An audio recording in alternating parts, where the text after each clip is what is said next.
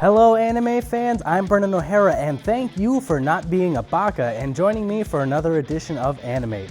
This episode I'm talking about a series that can really get into your head. Here's Parasyte the Maxim.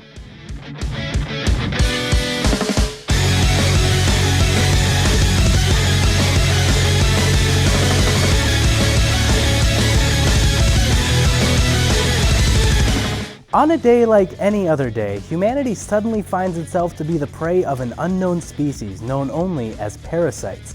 These worm-like beings insert themselves into the brains of humans, which allows them to take over their bodies and continue their diet, which mainly consists of other humans.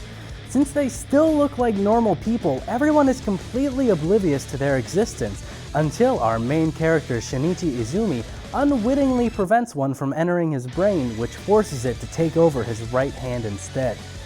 After the initial shock of having a foreign being become his right hand, Shinichi decides to learn to coexist with the creature in order to ensure his own survival as more and more humans begin to succumb to parasites. Shinichi decides to name the creature Migi, the Japanese word for right, since it took over his right hand.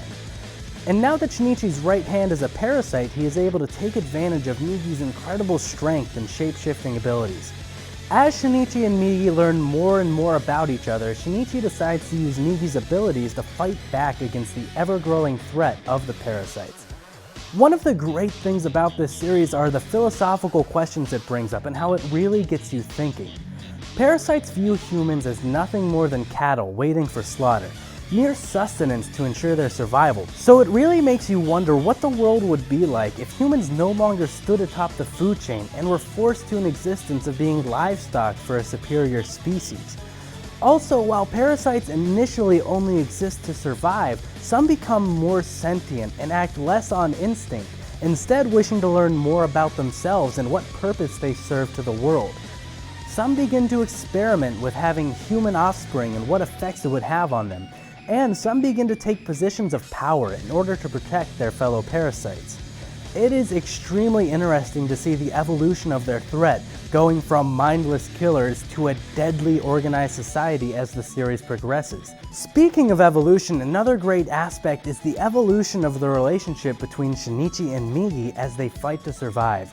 Migi is initially cold and relentless on his path to protect himself, even threatening to remove Shinichi's limbs so he can't put them in danger. But as the series goes on, Migi begins to question what it really means to be human, and little by little begins to feel. Shinichi, on the other hand, is initially a compassionate young man, but as the series progresses and he becomes more hardened by battle, he begins to become more parasite and less human. As he becomes more numb to what is happening around him as more and more bodies fall, will he ever be able to regain his humanity? The give and take of this relationship is really what makes this series stand out, and is also what really got me invested in the story. Where did the parasites come from and what are their goals? Will Shinichi be able to maintain his grip on his humanity as Migi's influence continues to grow? Can Shinichi protect those he cares about against the threat of the parasites?